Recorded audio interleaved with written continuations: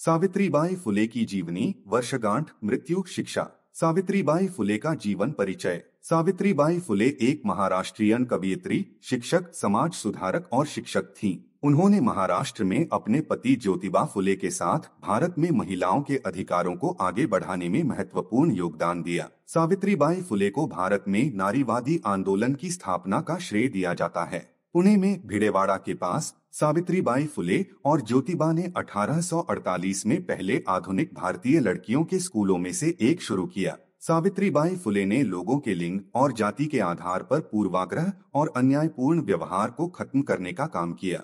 हालांकि ईसाई मिशनरियों ने 19वीं शताब्दी में भारत में लड़कियों के लिए कुछ स्कूलों की स्थापना की। लंदन मिशनरी सोसाइटी के रॉबर्ट में 1818 में चीनी जिले चिंसुराह में ऐसा करने वाले पहले व्यक्ति थे। बॉम्बे और अहमदाबाद में अमेरिकी ईसाई मिशनरियों ने कुछ स्कूल शुरू किए। ज्योतिबा फुले को पूना में एक बालिका विद्यालय शुरू करने के लिए बाद के बालिका विद्यालयों से प्रेरणा मिली। सावित्रीबाई फुले ने अहमदनगर में सिंथिया फर्रार के स्कूल में पढ़ाई की, जहां उन्होंने शिक्षक प्रशिक्षण के लिए एक कोर्स किया, और पूना में सामान्य स्कूल, दोनों अमेरिकी ईसाई मिशनरियों द्वारा चलाए जा रहे थे। सावित्रीबाई फुले का जन्म और प्रारंभिक जीवन। सावित्रीबाई फुले का जन्म 3 जनवरी 1831 को सतारा जिले के नायगाम के महाराष्ट्रियन गांव में हुआ था। उनका जन्मस्थान पुणे से 50 किलोमीटर और शिरवल से 15 किलोमीटर दूर है। माली समुदाय के सदस्यों लक्ष्मी और खंडोजी नेवासे पाटिल की सबसे छोटी बेटी सावित्रीबाई फुले थीं।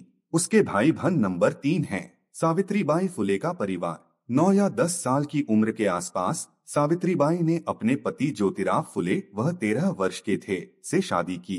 सावित्रीबाई और ज्योतिराव से पैदा हुए कोई जैविक बच्चे नहीं थे। उन्होंने कथित तौर पर ब्राह्मण विधवा के बेटे यशवंतराव को गोद लिया था। फिर भी वर्तमान में इसका समर्थन करने के लिए कोई मूल डेटा नहीं है।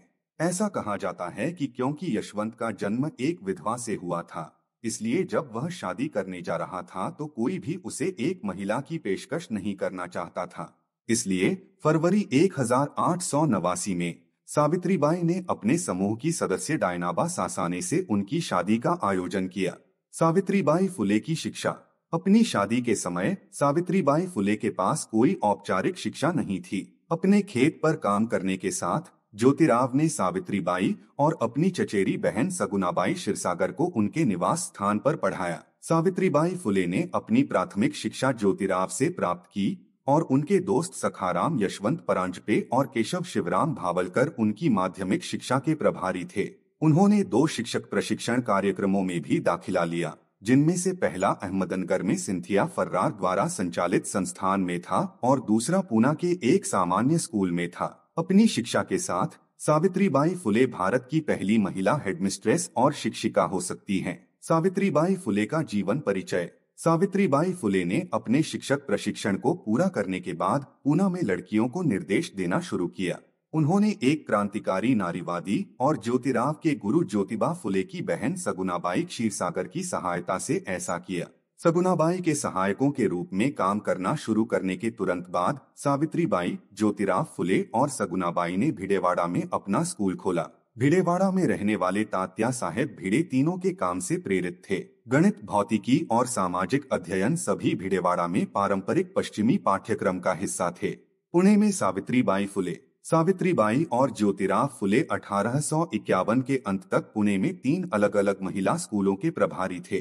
3 संस्थानों में लगभग 150 छात्र नामांकित थे। तीनों स्कूलों ने सरकारी स्कूलों में उपयोग की जाने वाली अलग अलग शिक्षण रणनीतियों का उपयोग किया, जैसा कि पाठ्यक्रम ने किया था। लेखिका दिव्या कंदुकुरी के अनुसार फुले के तरीकों को सरकारी स्कूलों में नियोजित लोगों के लिए बेहतर माना जाता था। इस प्रतिष्ठा के कारण पब्लिक स्कूलों में नामांकित लड़कों की संख्या की तुलना में लड़कों की तुलना में फुले स्कूलों में अधिक लड़कियों ने भाग लिया। अफसोस की बात है कि क्षेत्र के रूढ़िवादी स्थानीय लोग सावित्रीबाई और ज्योतिराव फुले की उपलब्धि के प्रति बहुत शत्रुतापूर्ण थे।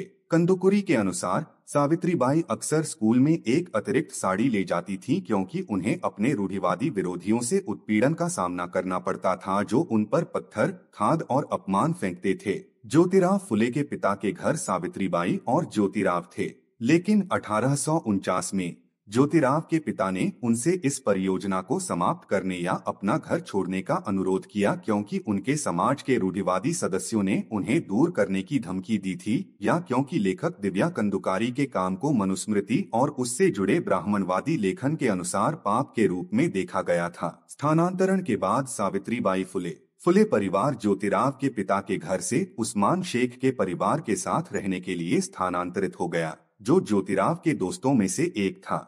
वहां सावित्रीबाई की मुलाकात फातिमा बेगम शेख से हुई, जिनके साथ वह बाद में करीबी हो गईं और उनके साथ काम किया। शेख की एक प्रसिद्ध विशेषज्ञ नसरीन सैयद का दावा है, जैसा कि कोई व्यक्ति पहले से ही पढ़ और लिख सकता था, फातिमा शेख को ज्योतिबा के दोस्त उसके भाई उस्मान द्वारा शिक्षक प्रशिक्षण कार्यक्रम में दाखिला लेने का आग्रह किया गया था। सावित्रीबाई और वह दोनों एक साथ सामान्य स्कूल में पढ़ते थे और वे दोनों एक ही समय में स्नातक की उपाधि प्राप्त करते थे। वह भारत की पहली मुस्लिम महिला शिक्षक थीं।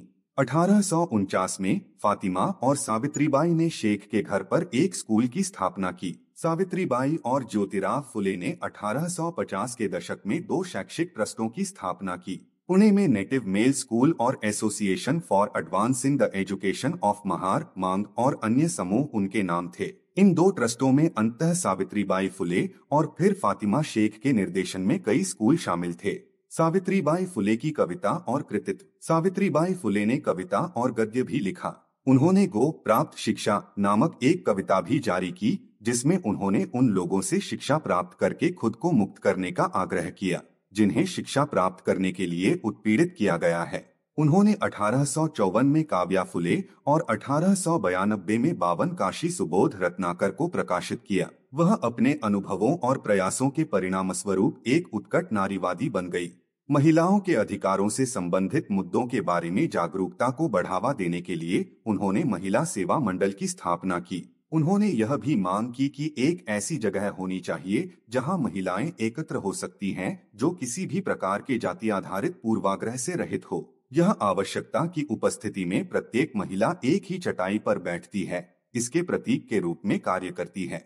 उन्होंने शिशु हत्या के खिलाफ भी वकालत की। उन्होंने शिशु हत्या की रोकथाम के लिए घर की स्थापना की, एक महिला शरण जहां ब्राह्मण विधवाएं सुरक्षित रूप से अपने बच्चों को जन्म दे सकती थीं और यदि वे चाहें तो उन्हें वहां छोड़ सकती थीं। उन्होंने विधवा पुनर्विवाह की वकालत की और बाल विवाह के खिलाफ अभियान चलाया। सावित्रीबाई और ज्योतिराव ने सती प्रथा के विरोध में विधवाओं और परित्यक्त बच्चों के लिए एक घर की स्थापना की। सावित्रीबाई फुले का निधन। जब 1897 में नाला सोपारा के क्षेत्र में ब्यूबोनिक प्लेग उभरा, तो सावित्रीबाई और उनके दत्तक पुत्र यशवंत ने इससे प्रभावित व्यक्तियों के इलाज के लिए एक क्लिनिक बनाया।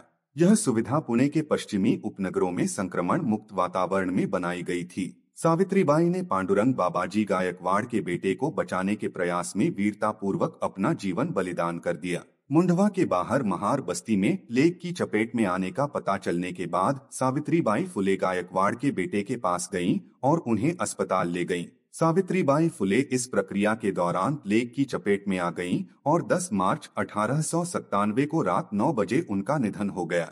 आज का वीडियो यही समाप्त करते हैं। इसके आगे नेक्स्ट वीडियो में देखेंगे। वीडियो को पूरा देखने के लिए धन्यवाद।